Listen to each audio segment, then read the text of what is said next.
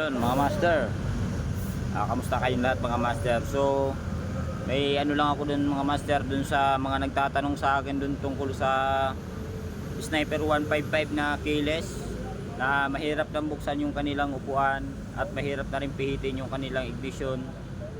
So sa mga nagtatanong dun sa akin kung meron ba akong binebenta ng ganun na ring, yung ring na pinapakita ko sa mga video ko, mga master, wala pa akong binibenta na ganun.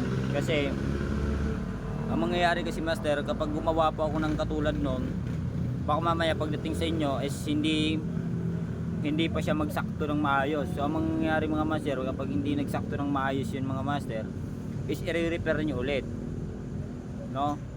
So magdudoble trabaho kayo mga master. So mas maganda mga master, ipadala nyo na lang sa akin yung susian nyo para masukatan ko, then para all goods talaga, hindi yung huhula-hulaan lang natin yung laki.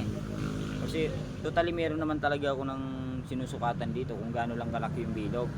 Pero minsan kasi mga master, hindi po ako nagtatabas ng saktuhan kasi minsan masyadong napapaliit, no? Kaya ang ginagawa ko mga master, ang tabas doon ay medyo masikip talaga. Kung hanggat maaari yung hindi mo maipasok mga master, ay ginagawa ko yun. So yun nga lang mga master, pagdating sa inyo baka mamaya hindi na, baka sabihin nyo hindi naman sir plug and play, pag play ganito ganon. So ayaw ko naman ng ganon mga master. Kaya ang gagawin nyo na lang mga master, ipadala nyo na lang mismo sa akin dito ang ignition switch nyo, then gagawa na lang po natin yun, gagawin ko po yun. So ipapadala ko ulit sa inyo ang susian nyo kapag okay na, no? Yun lamang mga master, at pasensya na dun sa mga nagko-comment sa ano natin sa YouTube natin kasi hindi ko kayo nasasagot. Kung ang ano po sir, kung upload ko rito sa YouTube ko at saka sa page ko.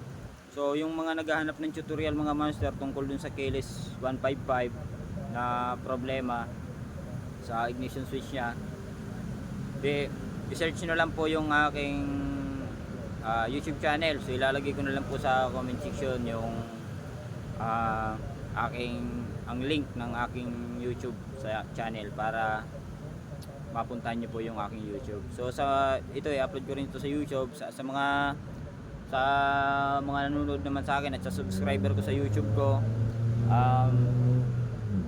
Ilalagay ko na lang din sa comment section yung link ng aking Facebook page para ma-direct nyo akong message talaga at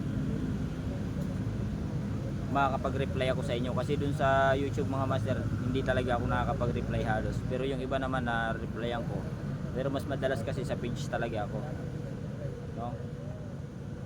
So yun lang mga master, and maraming salamat sa walang sawang suporta ninyo, and follow nyo ang aking page para naman magtuloy-tuloy pa tayo sa ating mga tutorial. So yun lang mga master, at maraming salamat and ride safe.